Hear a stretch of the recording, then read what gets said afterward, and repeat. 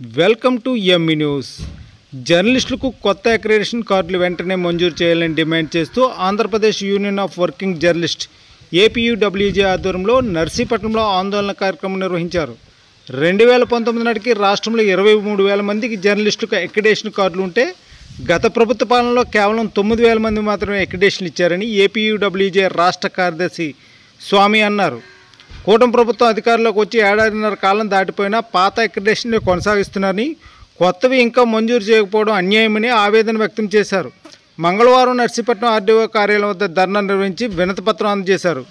ఈ కార్యక్రమంలో రాష్ట్ర కార్యదర్శి స్వామి మాట్లాడుతూ తక్షణం కొత్త అక్రిడిటేషన్ మంజూరు చేయాలని, అక్రిడిటేషన్ కమిటీలో జర్నలిస్ట్ యూనియన్లకు ప్రాధాన్యత కల్పించాలని, జర్నలిస్టులకు ఇన్సూరెన్స్ పథకాన్ని పునరుద్ధరించాలని, జర్నలిస్ట్ హెల్త్ స్కీమ్కి సంబంధించి ఒక పర్యవేక్షణ యంత్రాంగాన్ని ఏర్పాటు చేయాలని, జర్నలిస్టులందరికీ కూటమి పార్టీలు ఎన్నికల్లో ఇచ్చిన హామీ మేరకు ఇళ్ల స్థలాలు కేటాయించాలని డిమాండ్ చేశారు.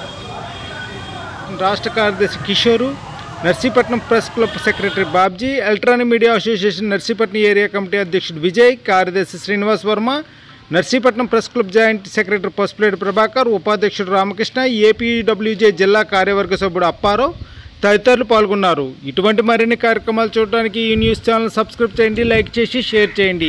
Please subscribe to ME news.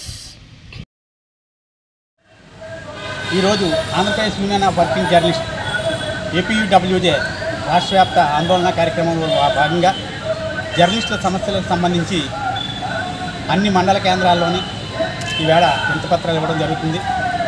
రాష్ట్ర ప్రభుత్వం 2 కేబినెట్ సమావేశాల్లో జర్నలిస్ట్ అక్రిడిటేషన్కి సంబంధించినటువంటి అంశాన్ని ఎజెండాలో చేర్చినప్పటికీ చర్చించకపోవడం, ఏడాది కాలం దాడుతున్న జర్నలిస్ట్ అక్రిడిటేషన్కి సంబంధించి సరైనటువంటి నిర్ణయం తీసుకోకపోవడంతో ఇవాళ ఏపీడబ్ల్యూజే ఉద్యమం బాట పట్టింది.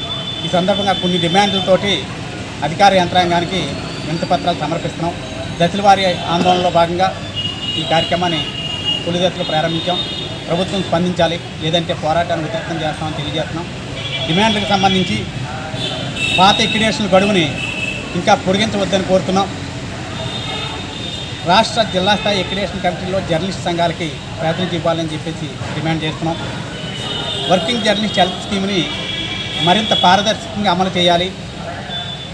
ఈ పథకం రాష్ట్ర ప్రభుత్వం అమలు చేస్తున్న అమల్లో అనేక సమస్యలు జర్నలిస్ట్కి ఎదురవుతున్నాయి కాబట్టి ఒక త్రైపాక్షిక పర్యవేక్షక యంత్రాంగాన్ని ఏర్పాటు చేయాలని చెప్పేసి ఏపీడబ్ల్యూజే డిమాండ్ చేస్తుంది. వర్కింగ్ జర్నలిస్టుల ప్రమాద బీమా పథకాన్ని తిరిగి ప్రభుత్వం పునరుద్ధరించాలని కోరుతున్నాం.